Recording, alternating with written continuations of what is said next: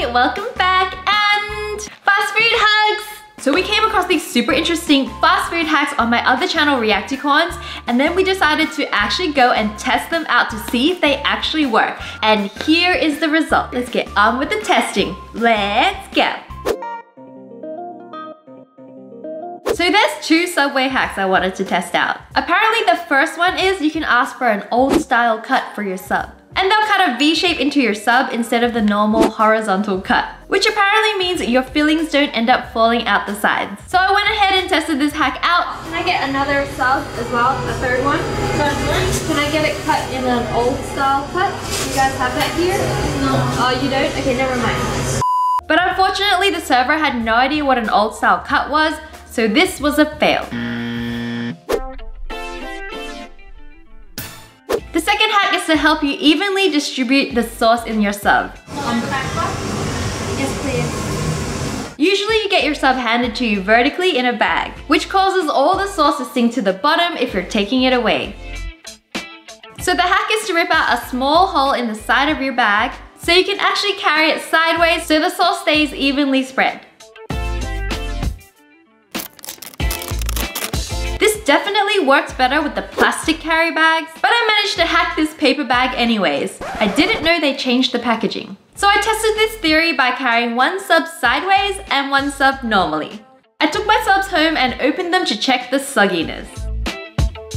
The sub that I carried upright was completely soaked on the bottom. All the sauce just built up here and was actually pretty gross. The sub I was carrying sideways using the hole I made was actually completely dry and not soggy at all.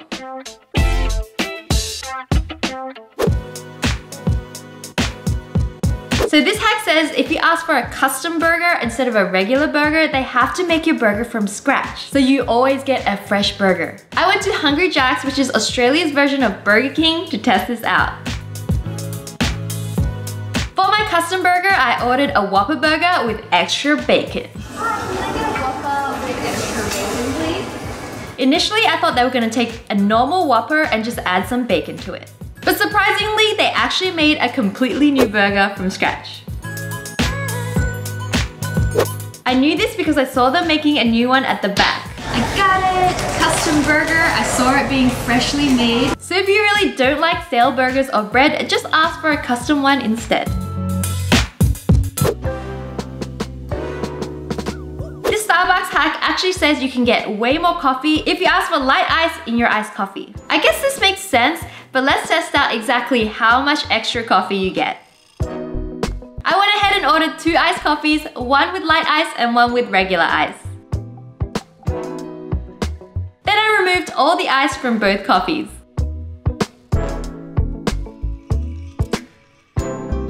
The one with light ice ended up with more coffee than the regular one, which was expected. But I was surprised at just how much more it had. Like there was actually a huge difference. But I mean, just look at how much ice they put in normally. I feel like that's a little overkill, like with just the ice.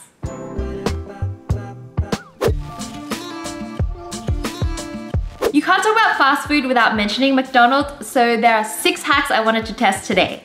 The first hack that I already knew was that the steam buns on the Filet-O-Fish burger was by far the best buns. Even before I made this video, I would always ask to swap out the regular bun with steam bun. Hi, can I get a McChicken but with the Filet-O-Fish bun? So McChicken, no McChicken add the Filet-O-Fish. Oh no, just the McChicken but for the bun, like the bread, can I get the steamed Filet-O-Fish bun instead? Yeah. It's just way more soft and fluffy, and they never taste stale to me. I would highly recommend you guys ask for the steam bun instead of the regular bun next time. There's a hack going around that's saying ordering 4 nuggets is the best value, compared to like ordering 10 or 20 nuggets. But I found out we don't actually have 4 nugget packs. Can I get a 4-pack of nuggets? I'm sorry, we only do 3, 6, 10 or 20 nuggets. So I went ahead and bought a 3-pack, a 6-pack, and a 20-pack. The 3-pack is $3.05, which is just over $1 per nugget. The 6-pack was $5.60, which is around 93 cents per nugget. And the 20 pack was $12.70, which is around 64 cents per nugget. Yeah, sorry, it was a very complicated order. So yeah, it was definitely way cheaper to buy the larger packs of nuggets over the smaller packs. So to whoever made this hack up, it was a total fail. Apparently you can save money on a Big Mac, which usually costs $6.10, by ordering a double cheeseburger. A double cheeseburger? Asking them to remove the ketchup and mustard, but without ketchup and mustard. but adding Big Mac sauce and lettuce. But with the special Big Mac sauce and lettuce. But I tried this and my custom double cheeseburger ended up costing me $6.15. All these added extras, this ended up costing more than just a normal Big Mac. But anyways, let's see if they even taste the same. Alright, double cheeseburger with 3 lettuce. Let's see what you can do. Flavor-wise, it's pretty similar, but I feel like the Big Mac tastes a little bit more balanced. The double cheeseburger just tastes like a whole lot of meat and cheese. There's apparently an item of food that's not on the menu, and that's an apple pie McFlurry. I really wanted to test out this special item, but unfortunately they told me they didn't make those. And do you guys have the apple pie McFlurry? The apple pie McFlurry? Yeah. No, we only do Oreo and M&M McFlurries, and then we have apple pies separately. But I wasn't gonna give up that easy. Well, can you crush the apple pie in a McFlurry? Is that possible? I'm not sure we can do it, but I'm sure you could do it if you want. Okay, can you get me an apple pie and just a plain McFlurry? Is that cool? Yep. So I just ended up buying a regular McFlurry and an apple pie and just mixed them up myself. Honestly, it didn't look that great, but I tasted it and it was so good. It's like a soup, but it's such a yummy soup.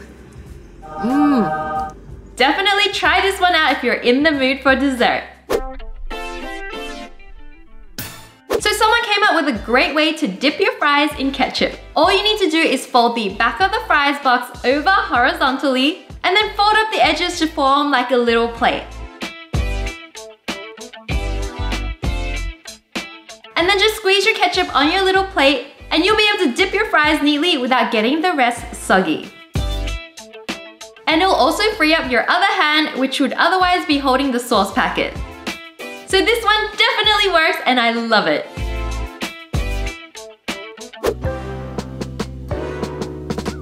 If you ask for fries without salt, then apparently they have to make you a fresh batch of fries. So I went out late at night when it's usually quiet and the fries are stale. I went ahead and asked for fries without salt and... Hi, can I get a large fries with no salt? Sorry, we're already on the fries, so can you please hold the card? Yeah, sure. Thank you. Thank you. The fries that I got was super crispy and fresh and hot. Perfect. This hack is perfect for me because I really don't like stale fries. See if they're fresh. Whoa, they're really fresh. But they still got salt on them.